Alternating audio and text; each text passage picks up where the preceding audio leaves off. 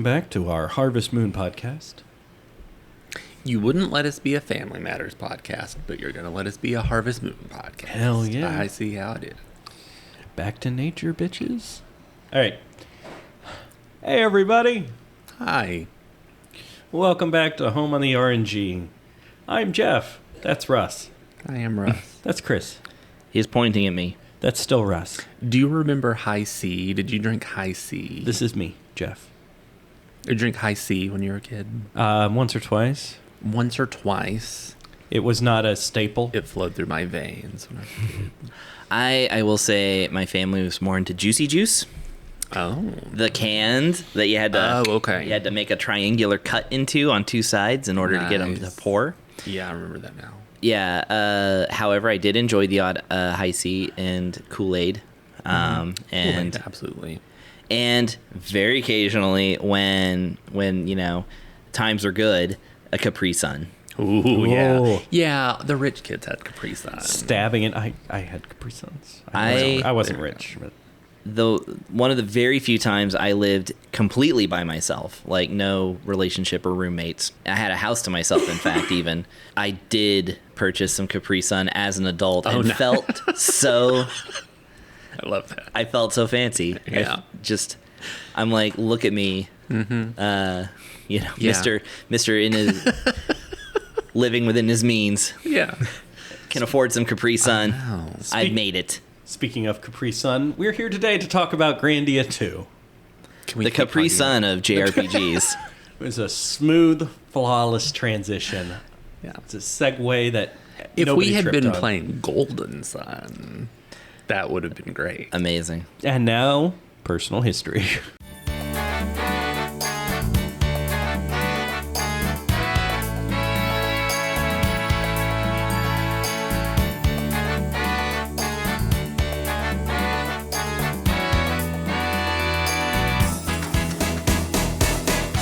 I have nothing. I never played this game before. Grandia is a series I hadn't even heard of growing up. But I really enjoyed the first one, so I was looking forward to this one. It was developed by Game Arts for the Dreamcast and released in 2000. This is one of the big four. Well, no, six of Game Arts. Now I can't speak. It's good that we're here for a podcast. Game Arts. This is Game Arts. This is Game Arts RPG. That's all I was trying to say. And Lunar, which is your other favorite. Lunar 2 is your other favorite. Lunar 1 I really liked.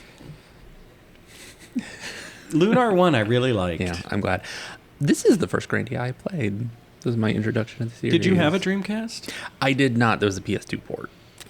So... Yeah, I was gonna say I remember it was ported to PlayStation. I did not play it myself, but yeah, I remember seeing it there. Yeah, I played this before 1. Well, I played this and 3 before 1. I went 2, 3, 1. Weirdo. And I've never played Extreme. Well, no, you're a casual gamer. I am a casual gamer. Grandia Extreme sounds too extreme for me. I mean, we'll find out. I guess we will.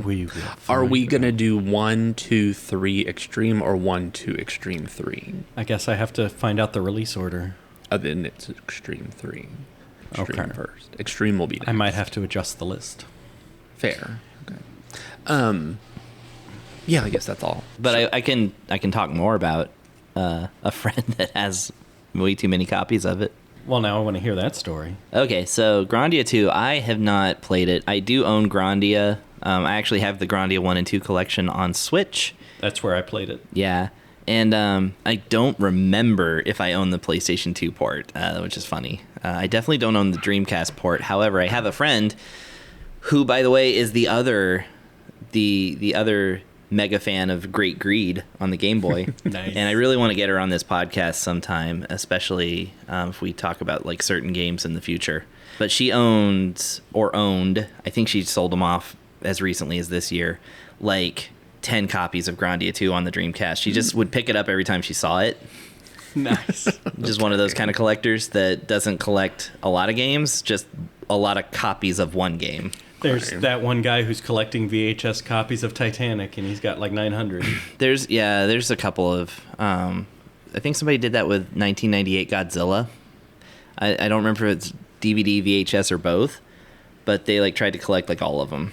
I should do that for Little Shop of Horrors and just start snatching up every copy I can find. I cannot stand to have 2 copies of one game because I have so little space that like any space that's taken up by like a second Genesis cartridge of whatever is like that could be 2 more Switch games that I don't own already.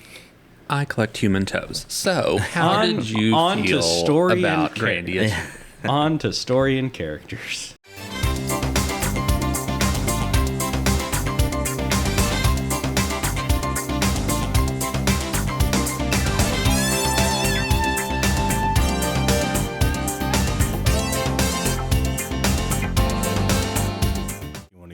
I don't have a piece of paper again. Oh, yeah.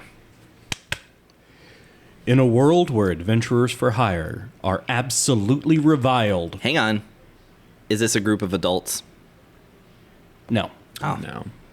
In a world where adventurers for hire are absolutely reviled for some reason, you play an absolute jerk who stumbled across the resurrection of an ancient demon who had been split into different parts. And now it's up to you and your small group to kind of single-handedly save the world, even though nobody is paying you to do that. And that is explicitly stated as your main motivation for things.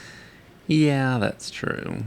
Yeah, the plot on this one... Why do people hate geohounds so much? It's never addressed. It's never addressed. Like, no. Yes, I will guide you to this horrible thing and make sure that you're safe. $50, please. You're the worst kind of human being. What the hell? Yeah. But they're hired. It's reliable work, and they're good. It doesn't make sense. I mean, Ryudo himself, our protagonist, is a jerk. Yeah, as the story goes on, he kind of forgets to be a jerk. It doesn't feel like he grows or changes. It feels like the writers forgot that he's a jerk. Yeah. It feels like he has that one moment with his brother and just changes his whole personality. But yeah, for some reason, everybody hates him. And he doesn't really like his party, and his party doesn't really like him. Yeah. And yet, they are the only ones who can save the world. Why? We can't hire like a bunch of other geohounds as well? No. We never meet another geohound. Nope. He has a cool bird, though. Playing through the game, it's a good game. Playing through the game is fun. I like the story beats. I feel like the writers didn't put a lot of thought and effort into this for when they started. No. Because it starts with like, why is this that way? It just is, don't worry about it. Okay, but why is it up to us to say, because you're the main character of a video game, duh.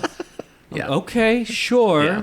One of the things that really stood out to me from the first game, and one thing that I always take away from the first game, is how organic and well done the romance subplot was. Mm-hmm. No. Not here.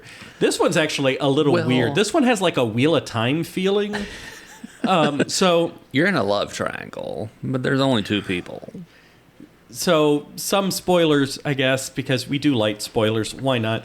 One of the main female in the game occasionally morphs into her dark side or her evil self, which is main heroine Elena in the beginning turns into Millennia because she has been possessed by the wings of Valmar. They are 2 different people with 2 different personalities, but only one of them can be present at a time. And the main character basically falls in love with both of them, and they both fall in love with him. Yeah. So it's kind of like a love triangle, except they're just a throuple. Yeah. Like Xenoblade 2. It's weird, and yet I don't care. I prefer Millennia. It's weird, and yet at the same time so bland. Yeah. As to not matter. We are really making this sound like a terrible game. It's not a terrible game. No, it's a super fun game. It just doesn't make a lot of sense. It's just not well written. Yeah. It is about 32 hours long. Okay. That's specific again. Not 33. This one's 32. No, it's about 32. I remember Suikoden was 33. About 33. About. Okay. The about makes it vague. Okay, fair. Elena or Millennia? I also would go with Millennia. Millennia, obviously. Which is the darker one, but She's the one with personality. Elena doesn't really have one. Reapplies lipstick at the end of every battle. But is she a horse sidekick? So probably. Yeah, Nice. I could see her doing that. Nobody heard the entire horse psychic conversation. No, they don't have to. Okay. Besides Elena and Millennia and Ryudo, who's a jerk for half the game, we have Roan. Yep, who's Roan. A little boy, and Millennia likes to press his face into her ample bosom. 13-year-old boy. Roan is also... So, because we do these wrap-up episodes where we talk about tropes and everything, I went ahead and decided to retire 2 tropes that just weren't getting used much anymore, and we'll address it when that episode comes up. But because of this game, I am adding a new trope. Undercover Prince. Oh, sure. Where a member of your party turns out to be royalty. And we'll do honorable mentions for, like, when you know they're royalty before they join. But, like, with Rowan, I realized this happens so often. So often is one of your party members royalty. Like, it should be called out. Yeah. So, Rowan got that. And then, of course, the Beast Man. Mareg. Beast Man. Mm-hmm. Yeah, and he has... I played... They put that Switch version out on the PS4, PS5, whatever. So I played that. I played the voices in Japanese. I don't... Particularly Mareg, because there is voice acting in this. His voice is so annoying to me in English. He's really trying too hard to be like a beast man. But he's a good character. And then we have Tio. Tio, the robot. Android, whatever she is. And again, the gynoid. The gynoid. I can't really think of much to say about them because... They're there, too. They're there. It's mainly about Ryudo, and it's mainly about Millennia, let's be honest. Yeah. Yeah. Elena's just there to go, oh my gosh. Yeah. Elena is there to make Millennia look cooler. The story of this game... I like the story beats, but the actual writing and dialogue of this game are definitely not the focus. Nobody was focused on them when they wrote it. They very much were just like, we got to put in dialogue and story because games have to have dialogue and story. Again, fun game. I swear. It is a fun game. And to prove that, we can go into combat system. But Russ has something to say. No, I mean, I was just going to say, because it's a Game Arts game. So, it's verbose.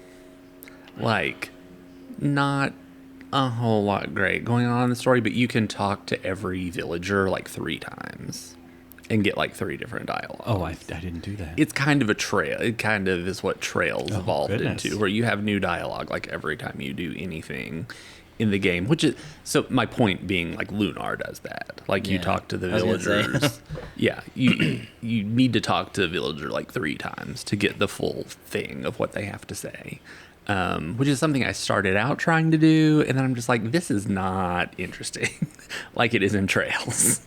There's no Sammy the Maid. I don't really care what, like, random villager A has to say for me to stand here 5 minutes. Yeah, you just kind of mash A and get through the dialogue. Yeah. Mm-hmm. But it's a good game. It is, I swear. Yeah, it really Let's move into something that we can demonstrably talk about as good in the combat system.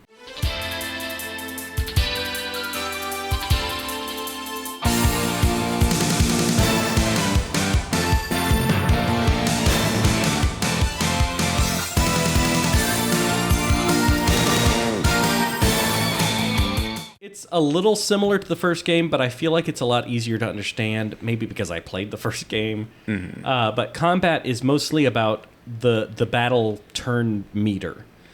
You see your party and the enemies traveling along the turn meter until you reach the line on the meter where commands get inputted. Then the game action section of the meter. When you hit that line for your party... Whenever a party member hits that line, the game pauses, you decide what action that member is going to do, and then that character proceeds to the end of the turn meter where their action kicks off. The speed at which they travel from the action to the end depends on what order you've given them to do. Mm-hmm. So if they're using a spell or a special ability or something, it's going to take longer. Unless you boost them across that action meter than if you're just having them do the fight command. You have two kinds of default attacks. Combo, which hits multiple times in a row. It starts out at 2, but you can it'll go equipment that you can get to level that up. Or critical, which hits once, potentially for more damage. But what critical is especially used for is, first of all, critical tends to go faster from action to completion. And if you hit an enemy with a critical attack when they are between action and the completion, it can cancel their move or greatly delay their move. It delays them. So much about the combat in this game is preventing the enemies from being allowed to attack you. Yes, if you are fully invested in this system and paying attention to it, you could aim to make it so that enemies never get a turn. And I know we're not talking about Grandia 3, but in Grandia 3, there is an actual boss battle where there's a part of the boss that if it ever gets a turn, it does insta-kill to your entire party. So as you're fighting the other parts of the boss, you have to be cognizant to just keep bumping back the action of that one part so that it can never have a turn. That sounds very frustrating because one slip. Yeah. Wow. I like gimmick fights like that, though. Yep. I think it's a very innovative way to use this type of battle system, and I'm actually surprised it took until the last one in the series for them to do that. To really take advantage of it? Yeah. Unless Grandia Extreme does that at some point, which I have not played.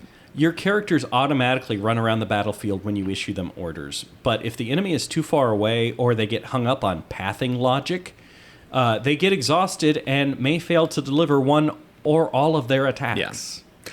I like it because I feel like it keeps the battles fun. You have to kind of negotiate between, like, do I want to, like, run across the battlefield to this enemy and try to cancel their attack? Or do I want to, like, stay to an enemy that's close to me so I'm guaranteed to get all my hits? And then go ahead and let that other enemy attack. So, anyway, I think there's good strategic it does. It adds to... So we've seen some games, Persona 2, for example, where like characters do move around on the battlefield. It means nothing. It is just for the look of the thing. It is nice to see it actually matter and be used strategically. I will say the annoying part of it is because the enemies are always moving too. Like they're just kind of always moving around or they get a turn. The area of effect magic. Yes. I will always choose to use an AoE spell on an enemy that is in the center of all of the other enemies.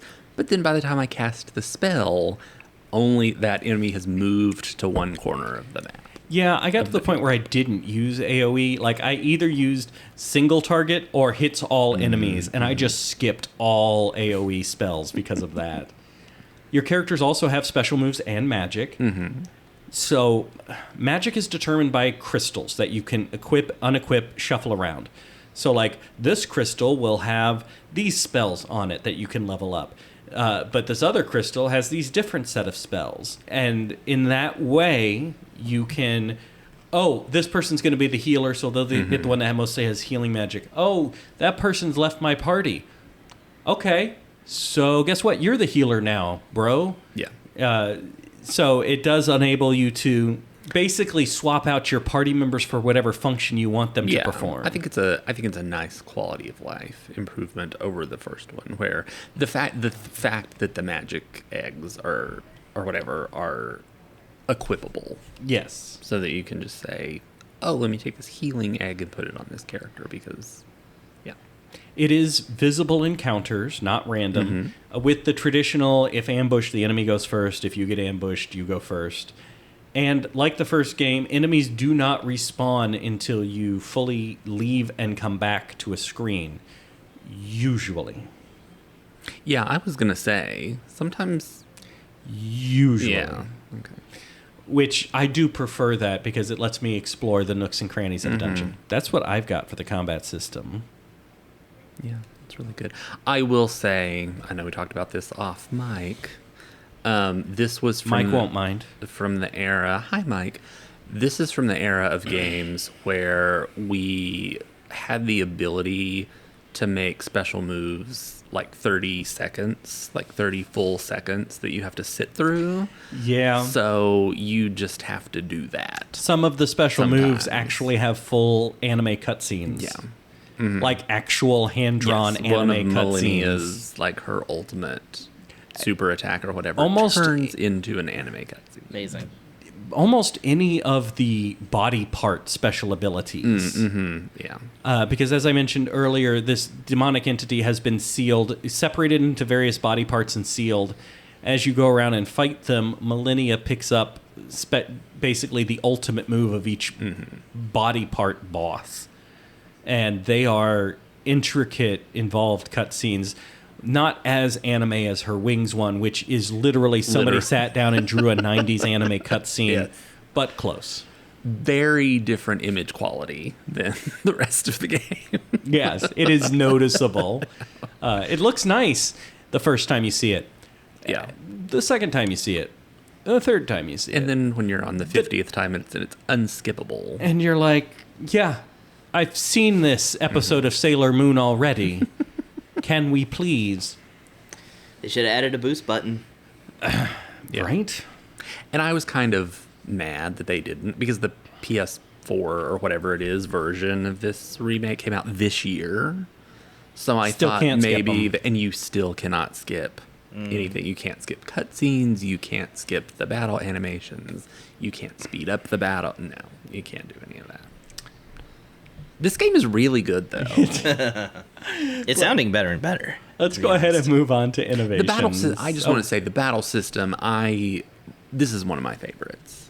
This is one of my favorite battle systems in RPGs. I've already established Suikoden's my favorite, but this Yeah. is a good one. Yeah. I like it because I like being able to see the turn meter, seeing who's coming up, who's going next, is the enemy going, and the ability to interrupt and delay enemy moves is fun. Yeah, I really like any game, and I'm thinking of like Shin Megami Tensei Persona here, where like the goal is to just not let the enemies do anything. No, You just dominate them before they can do anything. It is a very fun and engaging strategic combat system. I fully approve of it. I like it a lot. And now for the innovations.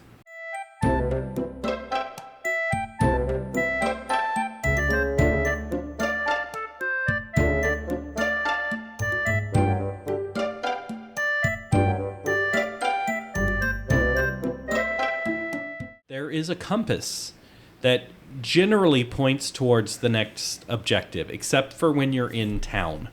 When you're in a town, it always points towards an inn, the nearest inn, which is a little weird. It also has a colored circle that shrinks as you get closer to the target, which would be good, except I didn't know any of that. it's in the corner of the game the whole I time. mean, I know the compass is there. Never looked at it one time. There is no indication of what is north on the compass. And there is no in-game mapping system or mini-map. So it is very easy to get turned around as you're exploring in a dungeon. You actually have to pay attention to your surroundings. To search all the dead ends.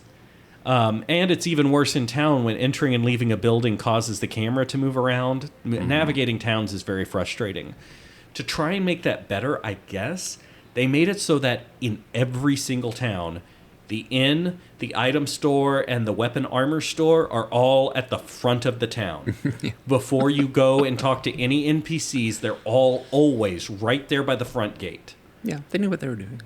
Because navigating towns can be very frustrating with the camera freewheeling around as you enter and leave buildings, and no indication of which way is north or which way the camera should be facing, nothing. Yeah, I agree with that. It's a great game. It's a great game. It It's is very a fun. great game. It's It really very fun. is. It really is. When enemies are defeated, you earn special coins and magic coins. Special coins are used to unlock and upgrade your special abilities. Magic coins are used to unlock and upgrade your magic spells. As you upgrade magic spells to certain levels, new magic spells on that crystal become available to unlock and upgrade. You will not have a problem by the end of the game having everything unlocked and most things leveled all the way up. Yeah. No. This is not a difficult game. No. It is a fun one. It's a fun one. No, really, it is. It really is. I love how much we're having to reassure that it really is a good game. Throughout the game, you acquire books. Books can utilize either special coins or magic coins, depending on what the skills are for.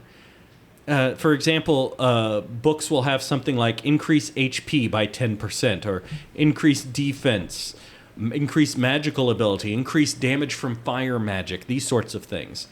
How this works is as characters start with 2 slots, and as they level up, they get more slots.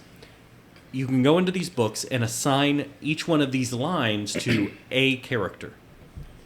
So you end up with like 5 or 6 of these books, all that boost different stats, and that way you can customize your character. For example, I built out Millennia to really boost fire damage and then have her full screen fire spell.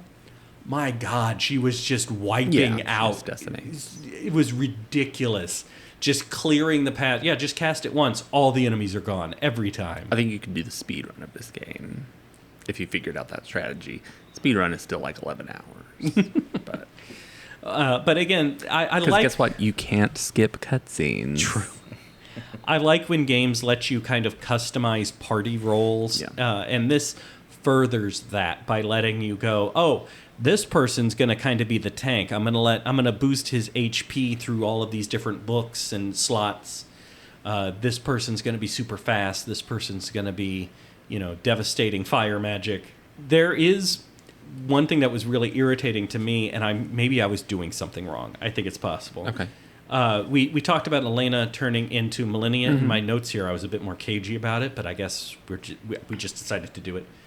I mean, it happens in the first 30 minutes. It's very early on. So the irritating thing is every time she shifts, I'm glad you said shifts. Okay. Every time she transforms, her accessory and her magical crystal get unequipped. And if you want her to have the same accessory and magical crystal as Elena or as Millennia in either form, you have to go back in and re-equip it every time she changes. And you better remember to do that before you get into a combat and don't have your magic user. Yeah. Because she has no skills. That's important to remember. I wonder if I had them equipped differently with different things, maybe they would have kept them. No, they purposely don't keep it so that you don't suddenly lose one of your eggs or one of your accessories. See, that's because the girl switched. It's super frustrating having to remember to re-equip her every time she changes. Because it's like, okay, but now we got to go fight Oh, hold on. Did you get dressed today? I mean, it's an important thing to ask before leaving the house. Put on your special necklace. You know the rules. No monsters without your necklace. Do you have your crystal? Did you leave your crystal at home? Yeah. Yeah, super irritating. I did not experience that, but interesting. Interesting to know. Just like 3 or 4 times I found myself in combat with her unequipped. Gotcha. And I was like, oh, I forgot. Overall, the game is a much more streamlined and slimmed down from the first game. It's a lot more straightforward. Whether this is a plus or negative will vary based on your tastes. I feel like they cut a lot of fat. I enjoyed grinding up weapon skills in the first one. I enjoyed that, and that is absent from this one. Yeah, it's not in this one. But it's also okay that it's not here. I don't deeply feel its absence. The systems that they have in place are good. They're simple. They're easy to master. Yeah. See, I didn't level it because sometimes I felt like I was forced to use maybe a weaker weapon for a time just because I needed to level up that weapon to unlock a skill. I liked it because it forced me to do different things than what I normally do. Like I said, I made this chick just a devastating fire mage and just fired my way through the game. If I needed to rotate her out to make sure, she needs to work on her water magic, it would have made me try different things and learn different combinations. But that wasn't there, and I got to just play the game however I wanted, and that was fine. It's a great game. It is a great game. I agree. It also, you know what it has? Music. It does have music. Well, thank God. Otherwise, I would have wasted all my time listening to nothing.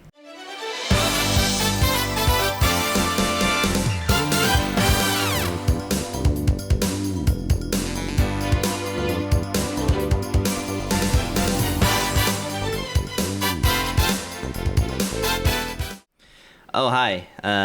Well, the music is largely coughing. It's very expectorant as a soundtrack. Which was a strange choice to make. Very strange choice to make, but not the first time. There was a... Elena has a lot of phlegm. Yeah. Well, that's because she's the nose of Valorant.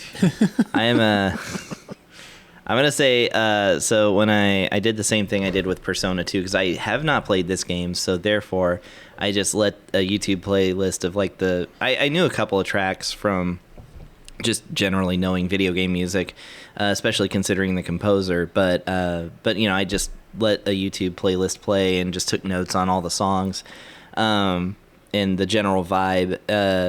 But when I put it in my notes program as Grandia II, my phone auto-corrected it to Grandma 2. Oh, yeah. And I left it. That's good. Well, of course. Yeah, I love Grandma 2. I mean, we have Mother 1, Mother 2, and Mother 3. Why don't we have Grandma 1? Gotta have Grandma 2 and Grandma 2. Finally, a name for our game, Russ. Yeah, Right. Okay, so I mentioned the composer. The composer he's one of those legends of video game composition. If you are going to get into like, I want to listen to music from video games, like just regular music, just pull up a composer. Like, what's a good composer? This is like one of the top 10. Noriyuki Iwadare. Noriyuki Iwadare is great because he is originally from Wolf Team, and kind of like did a lot of I'm sorry, Wolf Team. What am I saying? Toplin. Other shooters. He started in shooters. He started in shmups, shmuppy shmups. The most famous one he did early on is one that everybody knows, maybe not by name, but Zero Wing, which is the All Your Base or Belong to Us game. Okay. Yeah. But then he quickly moved on to RPGs, and there's like kind of where he like made his mark, especially in the like Sega realm. So he worked on Lunar, of course, the whole Lunar series. That first game was fun. Yeah, Growlancer and Langrisser. Of course, the first Langrisser game was out on Genesis as War Song. And yeah, he was the composer for that. What is Langrisser? I don't think I've ever heard that before. Strategy RPGs. Okay. Yeah. All right. It's kind of an interesting... I've played a little bit of it. Fire Emblem, except your character gets a little army around him, and when you defeat the leader, all the little ones around him also die. Okay. Yeah, and like I said, it snuck into the U.S. on the Genesis early on, even though Langrisser wouldn't be well known here for many more years. And it was called War Song. And then yeah, like he also worked on also shooters and arcade conversions, things like that. What I'm saying is that Glaylancer, which is a fantastic shooter that never came to the U.S. Shmups are my other passion besides RPGs, by the way. So yeah, Iwadare is very well known to people who generally know video game soundtracks. And the reason I point out Crusader of Senti, the $1,000 Genesis cart, he did the music for that game too.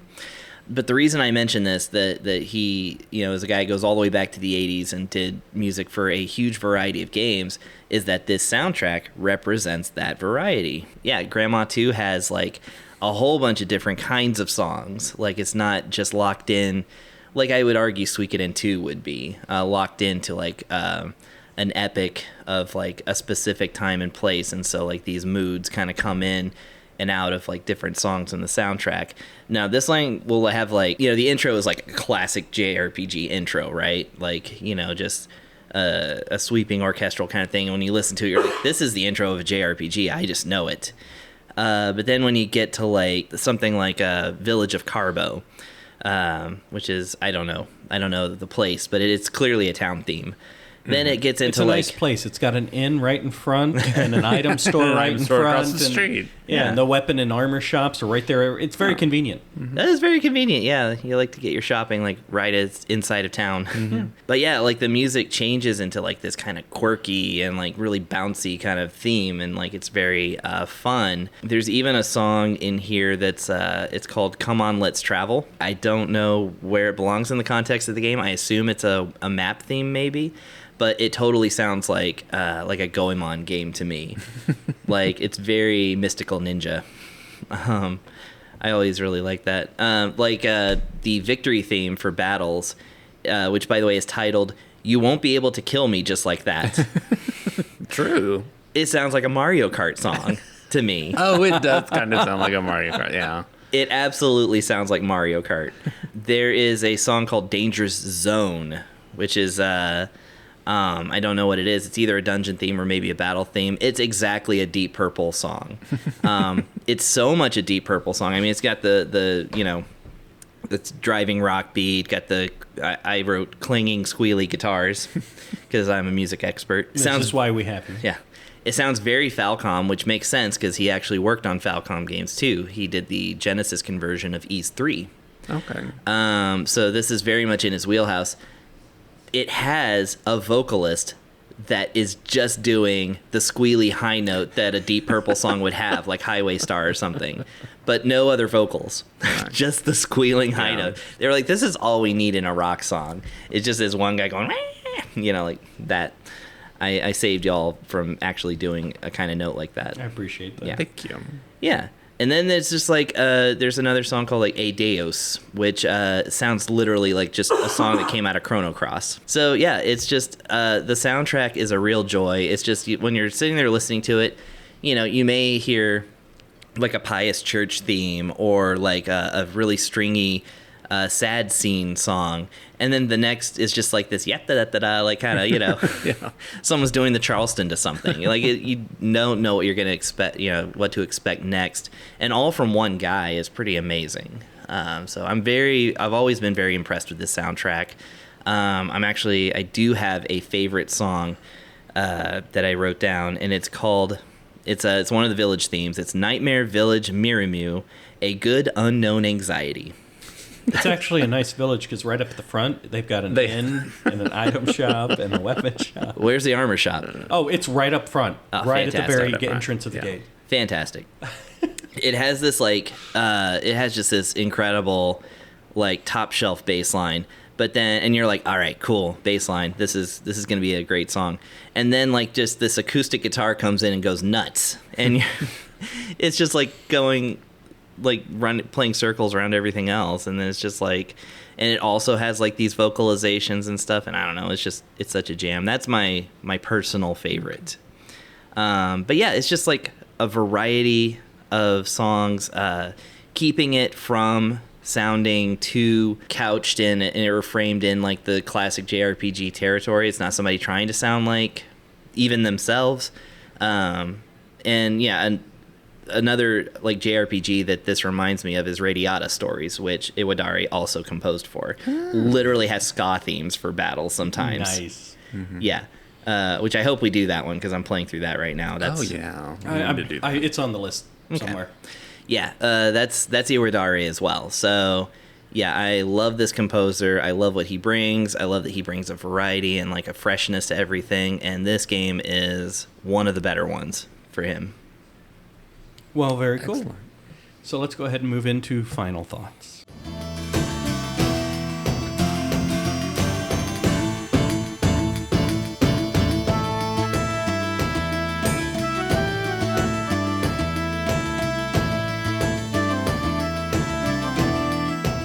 Just realized, what I've forgotten to do this entire today?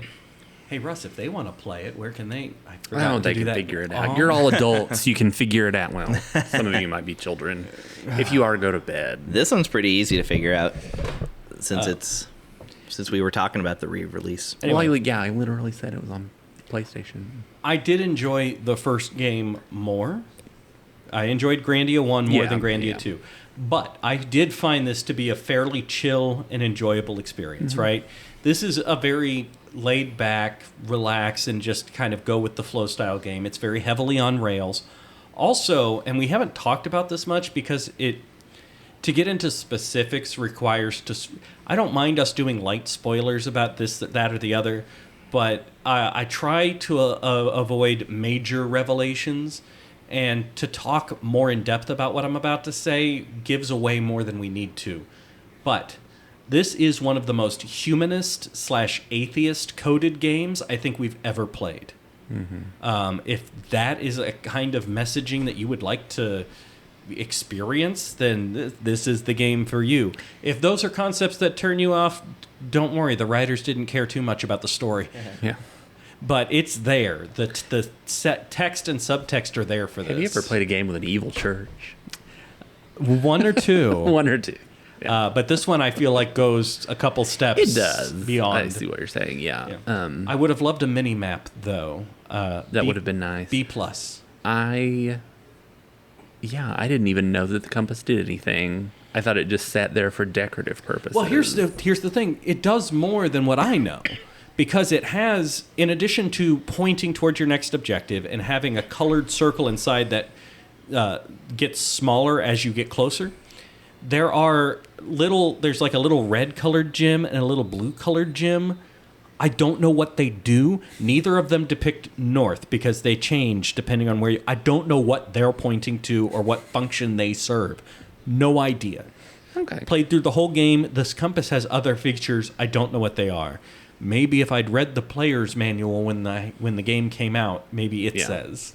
If you had your Dreamcast player's manual. Anyway, go ahead. I like this game. I like Grandia. I like Grandia and I like Lunar. And they're good. Lunar 1's a good game. They're good. Lunar 2 is a good game too. Not the one I played. Okay, sure. No, I liked this one. I do. Yeah, I agree that I like the first one better. Fina in the first one was just so good. Yes. She was such a good heroine. And Elena's such a drib. But Millennia is great. Yeah, Millennia is a hoot. A hoot. So yeah, I didn't really come up with a pithy rating scale or whatever. How many body parts out of how many? So how many body parts do you collect? 5, 6? I think 6 sounds right. Okay. Then I will give this 5 body parts of Valmar out of 6. Out of 6. And just, I really like that Millennia applies her lipstick at the end of every battle. Well, she must spend a fortune on lipstick. Yeah. Luckily, next, every town has a Sephora right in the front. It does, right up there at the front of the game. So the next game, we are still in Sequelpalooza for 3 more games. Please help us. Let us out. This next one is bending the definition of sequel a little bit, I think. But since it's our podcast, we're going to allow it. I will never forgive you. Our next one is a spiritual sequel. However, it does have one character in common from the first game to it, which I think more solidly gives it an actual sequel I'm on the status. edge of my seat because I honestly don't know. Mystic Arc, the spiritual successor to 7th Saga. Fair enough. Yay! The robot Lux from the first game is a character in this game. And so with it being a spiritual successor and sharing some mechanics from the first one and a character, I think it's close enough to count in Sequelpalooza. And it's a game I've already beaten, so I have to do no research for it. I've talked about this game extensively with everybody who doesn't shut me up. It was really Chris talking about the game that made me juggle the list around and squeeze it in. Which is why we have one more game than ordinary on this list, because Earthbound is in here. So instead of doing 9 games in Sequelpalooza, we're doing 10. So join us next time for Mystic Arc. You just call it 9-2. Dun, dun, dun. We'll see you guys next time.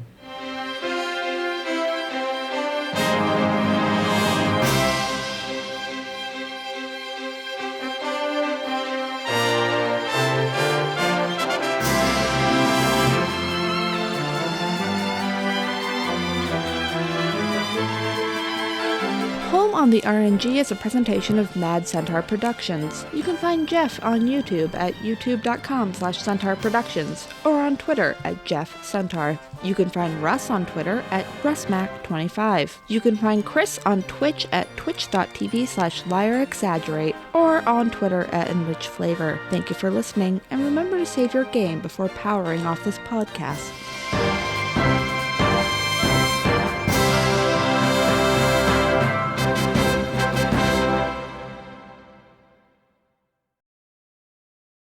Listen. Russ is dying. I need to take a drink of water. Well, we're going to edit out that horrific sound.